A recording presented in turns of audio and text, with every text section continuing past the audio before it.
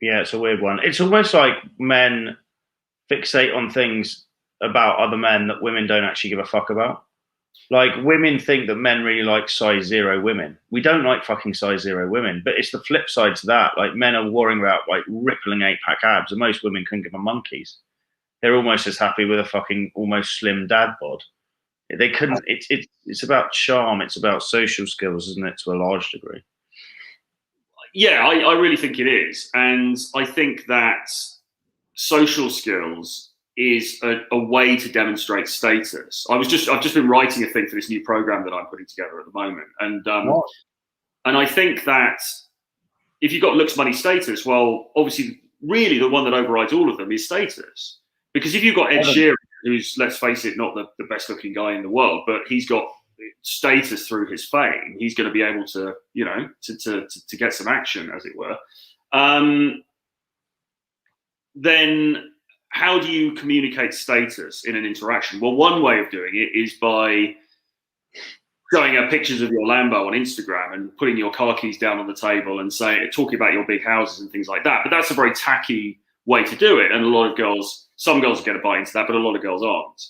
So putting aside just boasting, how do you demonstrate status? Well, the way that you demonstrate status is to be impressive, or at least to be competent socially. If you can command the attention of the woman that you're talking to, perhaps the attention of her friends, maybe some other people around, that in itself communicates status. She sees you as high status, she's more attracted to you as a result. So I think that stuff, and you could call it charisma, you could call it conversation skills, you know, whatever it is, game, essentially, that is a way to increase your status in the eyes of the women that you are coming into contact with, without boasting and, you know, having to become a plastic millionaire.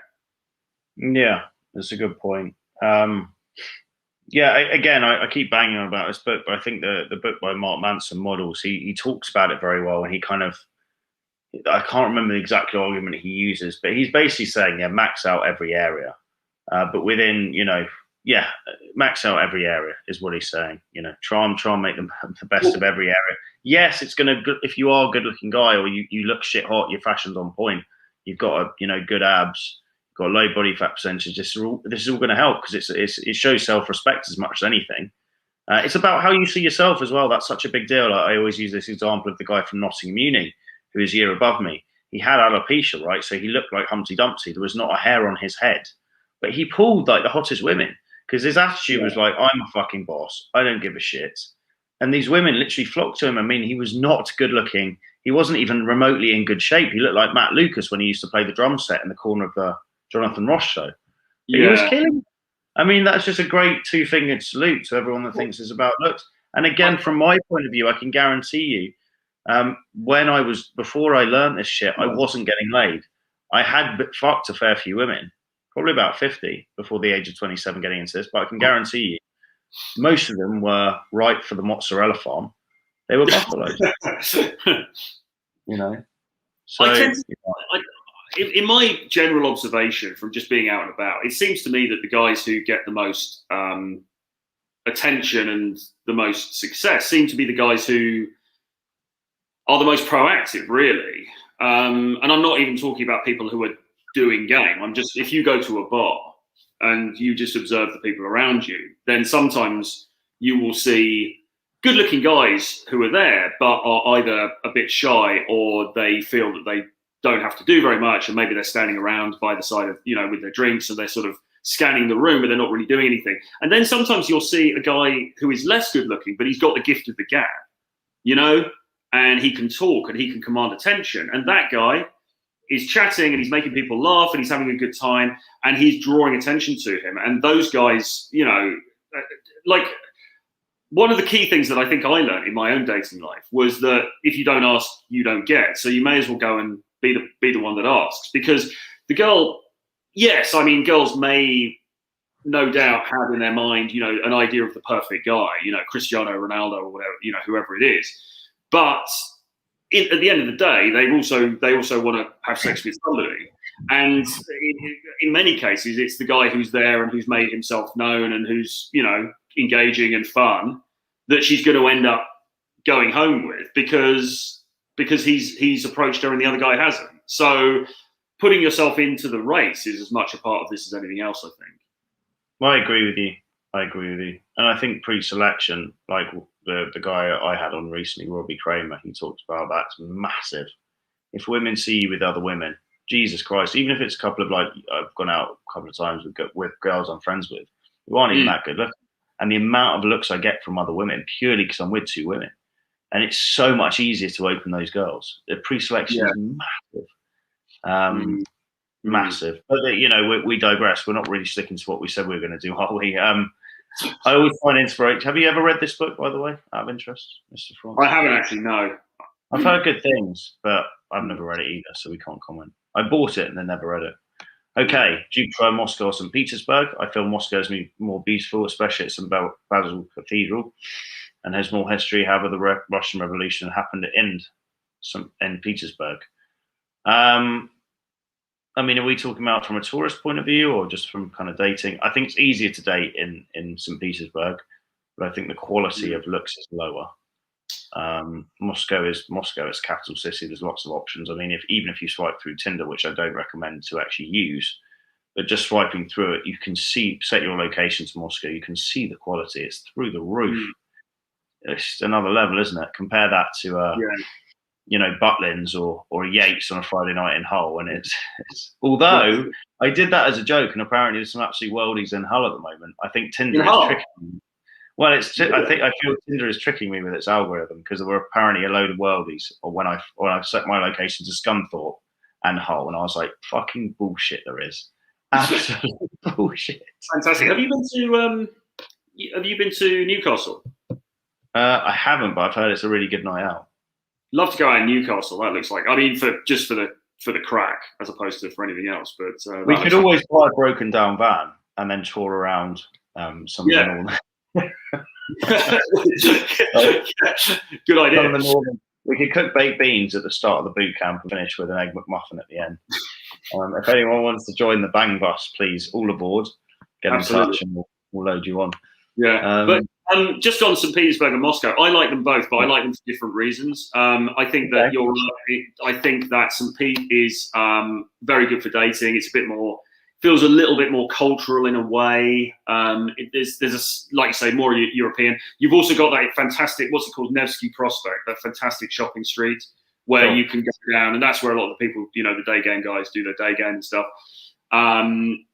So yeah, that's a lot of fun. But I also like Moscow, and Moscow is more high end. There's more money there. It's more fancy. Obviously, you've got all the government buildings there, so there's this sense of things happening. You know, the center of power and everything, and of course all of the history. So and very beautiful women, and of course it's a lot bigger as well, isn't it?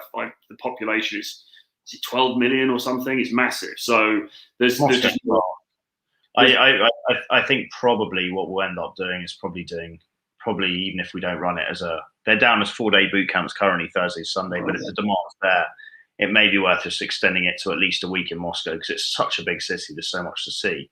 Yeah. That it would be worth doing it as a week-long boot camp. Yeah. And maybe Sochi, maybe all of them, to be honest, just because they're such big places. Yeah. So we'll see what the one is like. Again, we'll put out proper promos for this as we go, guys, but first come, first serve as it stands. Me and Troy will take 4 in each location. We have a couple signed up in each location. So get in touch if you'd like to discuss Russia. It is one of a kind in terms of, if you really want to play in the high leagues, the Champions League you're going to see some of the hottest girls in existence, genuinely in existence. The 2 places for me are Venezuela and Russia, and Ukraine. You could probably class alongside that. And they are honestly head and shoulders above anything else. There's nothing comparable. The creme de la creme there. You're not going to see anything like it. What else? Skyscanner has that map. Thank you for that. Where you can see that website, by the way. Oh, shall I bang it onto the chat so you guys can see it? Or should I it's Wanderlust. It's got sort of quite good write up for getting into destinations. What is Wanderlust? Because that name rings a bell. Is it like a travel website? I'm not really. I think it's just a travel website. I think. I only found it because of this particular link, so I don't know much beyond that. But I found it quite useful. We will. It's below, guys, in the chat. So if you need something there, put it up. Yes, that is correct. Russia does have proper seasons. It is hot in summer. So this is going to be a question that's going to come up time and time again when we take people there. How much do guys need to be learning Russian to come and train with us in Russia? Well, my Russian is absolutely non-existent, so I would say that you don't. I mean, in my experience, most of certainly the younger people that you're talking to, the younger women that you're talking to, are going to know enough English that you can get by. That's certainly been my experience. I mean, yes, if you were going to be there for an extended period of time and you wanted to really get involved with the culture and stuff, you might want to look at learning Russian. But for the purposes of what we're doing, I don't. It's not necessary. That would be my answer. It's not necessary. I think what I'm going to do is go this year and have a real think about Russia as a place, because if I make my decision to be back there frequently for the next few years, then I will make a concerted effort to become conversational in Russian, which will take about a year. I think it'd be useful. I think it'd definitely be a useful thing to do, but certainly if you're going to be spending more time there, I think if you're just you're there for a vacation, or you're there to do a boot camp, there are enough women there, but certainly of the kind of demographic that we are concerned with. I mean, yes, if you're trying to talk to an old babushka in a shop or something, that's going to be perhaps more tricky, but and listen, a plus one's a plus one, so whatever. But certainly in the sort of demographic that we're mainly talking about, it's not really a problem. You can also have a bit of fun with using Google Translate and things like this as well. I remember the first time actually I went to Moscow was in 2012, I think. It's a little while ago now, and it has changed a bit since then actually. But I went over there and there seemed to be at the time very few signs in English. I was there with a mate, and we were talking to girls, and we were using Google Translate. Like, we were saying really cheesy things into Google Translate, and then holding it up to them, and they were like laughing and stuff. So it was a lot of fun. So you can do that as well, or just the international language of love. I think I agree with you completely. When I went to St. Petersburg and Moscow, I had no issues just speaking English. Essentially, what happens is the girls that do want to speak English and do want to meet a Westerner filter themselves in, and the ones that really don't filter themselves out. And again, the only limiting factor is the amount you approach, really. But you will find women that speak English or want to practice English, and you can use Google Translate as well. Matthew Munn says, great content as always. I live close to London Bridge. Very tempted by the boot camp. Which bars are going to recommend boot camp take to their first dates? I mean, we can discuss where your first date venue will be if you come on the boot camp. But as always, put the dates as close to your house as humanly possible.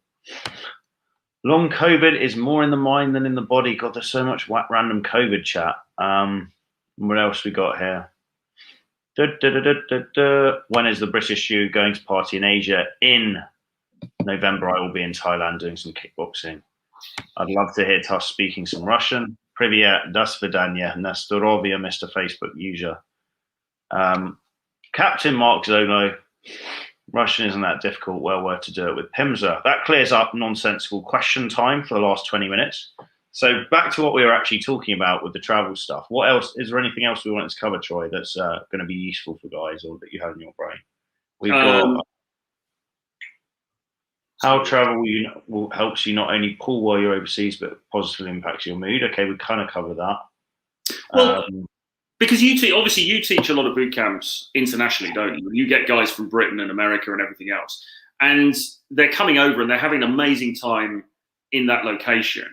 But it's also affecting them when they go back, isn't it? And as I say, I think it's something to do with, you sometimes need a bit of a top up, but you just get, when you go into a different culture and people react to you differently, then it encourages you to maybe shed some of your inhibitions, and you carry that back with you.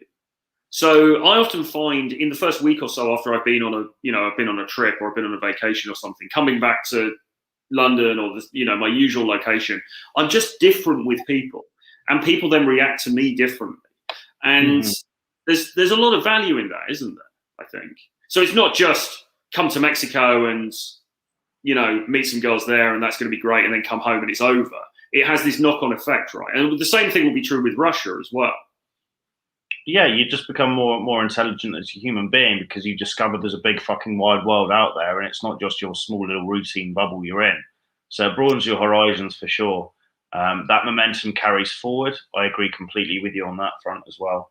What about what would you say about getting over or sort of dealing with difficult things in life, like say breakups and things like this? Would you say that travel is a good way to sort of counter things like that, or is that like effectively running away from your problems? To kind of That's a really good question. I think travel can be on a macro level problem running away from, but I also think you can kind of find yourself a bit because you are on your own and you realize, fuck, okay, I'm in a big wide world. There's nowhere to hide. I can't hide behind friends or watching Netflix and not really addressing the problems in my life. I personally think if you do break up with someone, I think the best thing you can do is travel. I think the worst thing you can do is sit in your room with a box of Kleenex, listening to Lana Del Rey on repeat, cracking out and Shandy after Shandy, which I know most guys, that's the temptation. It's to curl up like a hedgehog, isn't it, and go into yourself and have a good old moan. That's fine for a day. No one's saying don't shed a tear for times gone by. But I think the important thing is, traveling takes you right out of that because it's this concoction of new experiences, new feelings, new sensations, especially if you know people in other places. You know, whenever I've broken up with a girl previously, I get on the plane and just fuck off and jet around different spots where I have guys in the city who can show me around, have a blast, go out, have some fun, do a bit of day game, go on some new dates. Doesn't have to be serious. You know, it's going to take you some time to get over the ex in some format. They've been a part of your life. It's essentially ripping that away from your life, changes pain in some circumstances. But no, the best thing you can do, I think, personally, if you break up with someone is travel. 100%. I can't see how sitting there thinking about things is going to be beneficial. You need to be going out and doing stuff, I think, replacing feelings of inadequacy and pain with positive feelings of exploring yourself again, realizing that, okay, pain is temporary, but we don't have that long. Like, I'm sorry, there are other human beings out there, probably better looking, probably that you're going to get on better with. It's merely the fact that it's become part of you as a routine. And it's she's ingrained herself into your lifestyle that change causes a bit of discomfort there. If that makes sense. Yeah, because when you travel, there is a sense of changing the context of the parameters of your thinking, isn't there? Actually, Gary Oldman, the actor, had a great quote years ago. He said, when something bad happens to you, go somewhere that's bigger than yourself. And he talked about going to New York City, because I suppose when you go to New York, it's so big, it's massive population, it sort of takes you out of yourself. But it's like you said, there's a lot of value to be had in realizing that there's a big world out there. You know, because it's very easy when you're sat in your bedroom, and even in a big city like London, you know, you're set in your ways. There are certain places that you go to, certain people that you see, and it's very easy to sort of start thinking in a funny way that that's the entire world, you know. And when you just go completely out of that, it just blows it all open, and that I think is a positive thing. Completely agree, and we completely underestimate how important it is just to speak to other human beings constantly throughout life. Whether they're serving you coffee, whether they just like me just did my PCR test. She was like, "Where have you been?" I was starting to talk to her about stuff. It wasn't anything sexual. It was just like, "Oh, cool, okay." Whether it was speaking to the person serving me my next coffee after that. If you go out and you're sociable with other human beings, you feel fucking good. You just feel good. There's no replacing that. And even if you are a bit painful and a bit like down in the dumps because you've broken up with someone, if you're out there socializing with other people, you feel better for it. That's the best remedy for that. The worst remedy is sitting there doing nothing, eating yourself up, because we all know how negative the human brain can be and how self-destructive and chaotic and how much we want to watch ourselves burn we can be. So the way to take yourself out of that is jump into the present, I guess, by actually speaking to humans.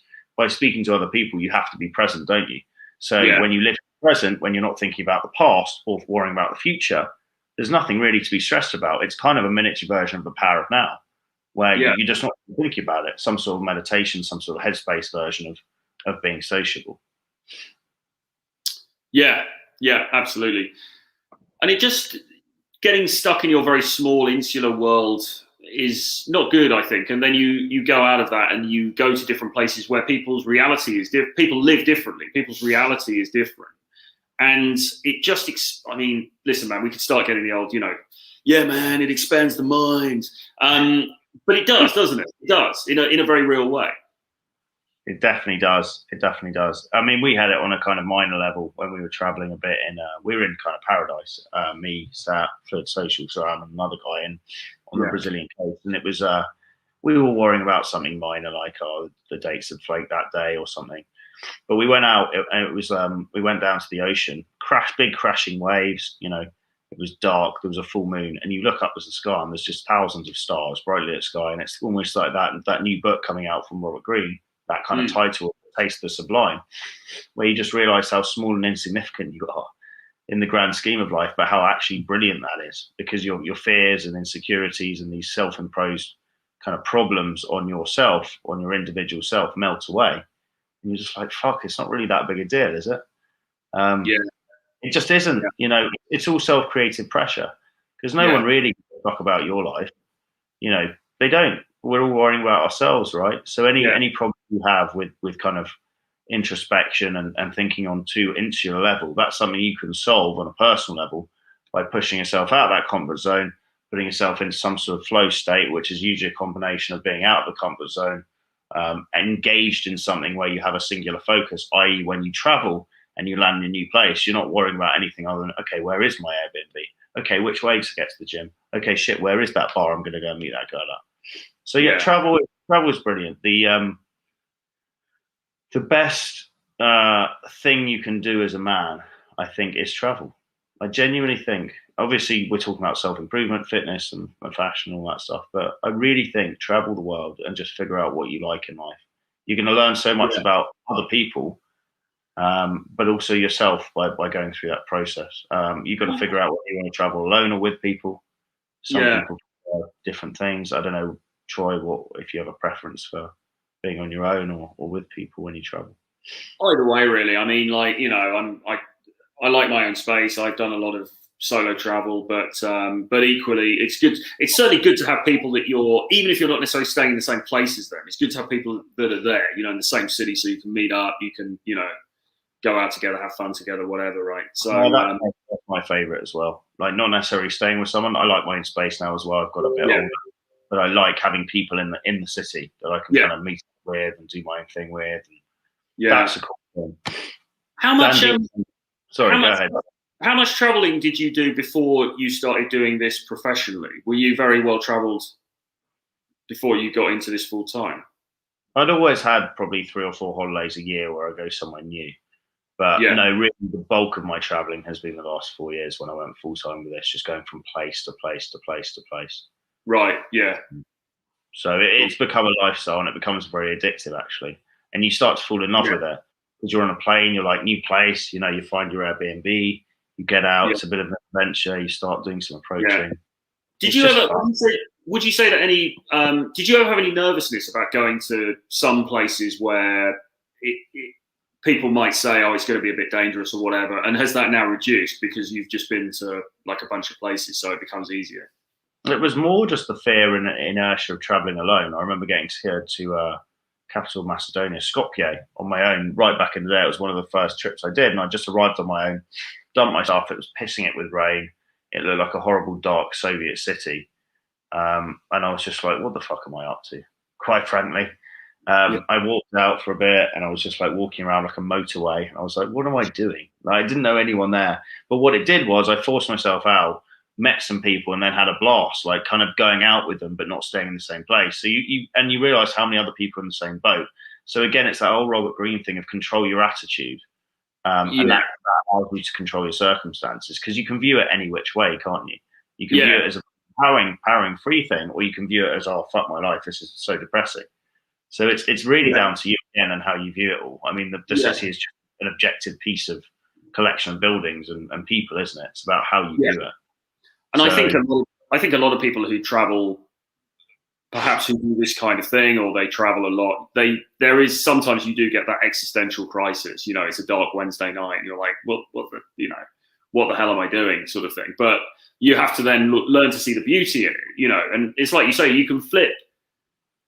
Nothing is good or bad. It all comes down to how we see it, right? And you know, I've been here in Berlin, and there's been times I've been here and actually been pretty miserable because of something that was happening or whatever. And there's other times you walk around and think, this is awesome, this is fantastic. You know, there's this real buzz to the place. It's the same place, it hasn't changed. It's just the way that I view it. It's all about perspective, and if you, the thing that I fall back on, the two mindsets I always fall back on are the Jocko Willink, the good video where he talks about reframing everything to the positive, and also just as that kind of premise in life to challenge yourself as a man. Can I do that extra rep in the gym? Can I do that extra approach in the street? Can I get on a fucking plane to Beirut on my own and go in and make most of it? And if you come with that mindset of not trying to stay in that comfort bubble and, oh, woe me, but actually I'm going to challenge myself, I'm going to accept this uncomfortableness and make the most of it. That's when when shit happens, you know, in a good way. So challenge yourself. That's the point in life, isn't it? Because we're not going to die from lack of food. We're very lucky. We're born, you know, middle class white guys. We're not going to die from lack of food. We don't have to hunt for animals. We're probably, touch wood, not going to die of some horrible disease early, because we live in a time where there's medication for pretty much everything.